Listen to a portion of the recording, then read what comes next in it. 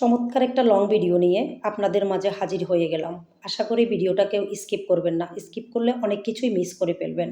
যারা নতুন আছেন, ফেসবুকে কাজ করতে চাচ্ছেন, ইনকাম করতে চাচ্ছেন, তাদের জন্য আজকে অনেক কিছুই থাকছে এই ভিডিওতে। না টেনে শেষ পর্যন্ত দেখবেন। আমার আইডিতে ফলো দিতে কিন্তু ভুলবেন না। ফলো দিলে কিন্তু নতুন, নতুন ভিডিওগুলো অবশ্যই আপনি পেয়ে যাবেন এবং ফেসবুকের ক্রাইটেরিয়া সম্পর্কে অনেক কিছুই জানতে পারবেন।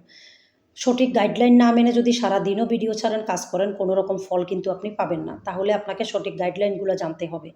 আমাদের ভিডিওর ভিতরে কিন্তু অনেকগুলো ক্রাইটেরিয়া থাকে, যেগুলো আমরা জানিও না, পূর্ণও করি না। আজ আপনাদেরকে সেই বিষয়গুলো নিয়ে অনেক কিছু দেখাবো। শেষ পর্যন্ত ভিডিওটা না টেনে দেখবেন। আর আমার এই ভিডিওতে গঠনমূলক একটা কমেন্ট করবেন এবং যারা কমেন্ট করেছে 10 জনকে রিপ্লাই কমেন্ট করবেন, তাহলে আপনার এঙ্গেজমেন্ট এবং ফলোয়ার বেড়ে যাবে।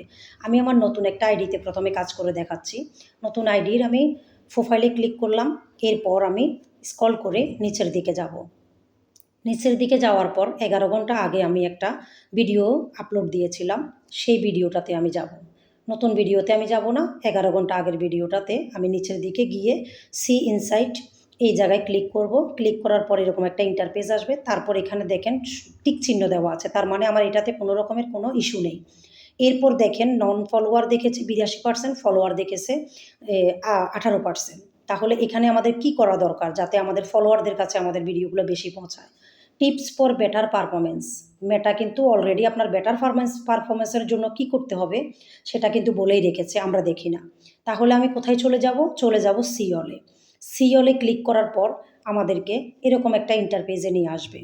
তখন সেখানে উপরে দেখেন 14টা ক্রাইটেরিয়া দিয়েছে, আমার এখানে 11টা পূর্ণ হয়েছে। আরও বাকি আছে 3টা, সেগুলো আমরা এখানে ঢুকে ঢুকে যখন যেটা দিয়ে আমাদেরকে পূর্ণ করতে হবে, না হলে কিন্তু আমাদের ভিডিও হাজার হাজার মানুষের কাছে পৌঁছাবে না, স্পামে চলে যাবে। যেগুলো পূর্ণ হয়েছে সেগুলোর পাশে কিন্তু টিক চিহ্ন আছে। তাহলে আমি স্টেপ ইউর ক্যান টেক নাও, আমি প্রথমটাতেই দেখব প্রথম স্টেপে কি আছে। প্রথম স্টেপে আছে আমার এই ভিডিওতে একজন কমেন্ট করেছে, আমি সেই কমেন্টটার আনসার করিনি, আমি সেই কমেন্টটার আনসার করব। আনসার করার পর আমার আরেকটা ক্রাইটেরিয়া পূর্ণ হয়ে যাবে। এরপর আমি আবার ব্যাকে যাব। ব্যাকে যাওয়ার পর অ্যাড টু প্লে লিস্ট। আমাদের প্রত্যেকের রিল এবং বড় ভিডিও ছাড়ার জন্য সেখানে একটা করে প্লে লিস্ট তৈরি করা দরকার। সেটা কেন সেটা আমি বলতেছি। কারেক্ট প্লে লিস্টে যেয়ে আপনি আপনার আইডি থেকে কাজ করলে আইডি নামটা হুবহু বসাই দিবেন, পেজ থেকে কাজ করলে পেজের নামটা হুবহু বসাই দিবেন। এটা বসায় সেভ করে দিলে আপনার কি হবে, এই যখন আপনি রিল পোস্ট করবেন তখন এটাতে আপনি ক্লিক করে দিলে প্লে লিস্টের নামটাতে, তখন আপনার একটা ভিডিও কেউ যদি দেখে, সেই ভিডিওটার পরের ভিডিওটাও আপনারই আসবে। আর যদি এটা সেট করা না থাকে ভিডিও ছাড়ার সময়, তখন কিন্তু আপনার একটা ভিডিও দেখার পর অন্য একজনের একটা ভিডিও চলে আসে। এটাই হচ্ছে এটা মানে ভালো দিক এবং মন্দ দিক। এরপর আছে যে share your post to a group. আপনাকে বলছে আপনার এই এটা ভিডিওটা কোনো একটা অটো অ্যাপ্রুভাল গ্রুপে বা কোনো একটা গ্রুপে শেয়ার করার জন্য আর একটু বেটার পারফরমেন্স পাওয়ার জন্য। তো আমি একটা অটো অ্যাপ্রুভাল গ্রুপে এটাকে শেয়ার করে দিব। শেয়ার করার পর কিন্তু আমার সম্পূর্ণ ক্রাইটেরিয়া পূর্ণ হয়ে যাবে। তবে প্লে লিস্টের জায়গায় কিন্তু আমার পূর্ণ হবে না, কারণ আমি এটা আজকেই সেট করেছি এই আইডিতে, এটা নতুন আইডি। সেজন্য একটুকু বাকি আছে, প্লে লিস্টে জায়গাটা সেট হয়নি। আমি আবার ভিডিও যদি প্লে লিস্টে ছাড়ি তখন এটা হবে। এবার আসি আমার প্রফেশনাল আইডি যেটা, সেটাতে দেখেন এখানে ফলোয়ার দেখেছে 100%, নন ফলোয়ার 0%। এটা এখানে শুধু একটা ক্রাইটেরিয়া বাকি, সেটা হচ্ছে যে বেস্ট পারফরমেন্সের জন্য, সেটা হচ্ছে যে শুধু শেয়ার করাটা বাকি। বাকি কাজগুলো কমপ্লিট বিদায় আমার নন ফলোয়ার থেকে ফলোয়ার কিন্তু 100% মানে পূর্ণ হয়েছে। তো আমি এখানে শেয়ার অপশনে গিয়ে আগের মতো সেমভাবেই আমার ভিডিওটাকে আমি একটা অটো অ্যাপ্রুভাল গ্রুপে শেয়ার করে দিলেই কিন্তু আমার এটা পূর্ণ হয়ে যাবে।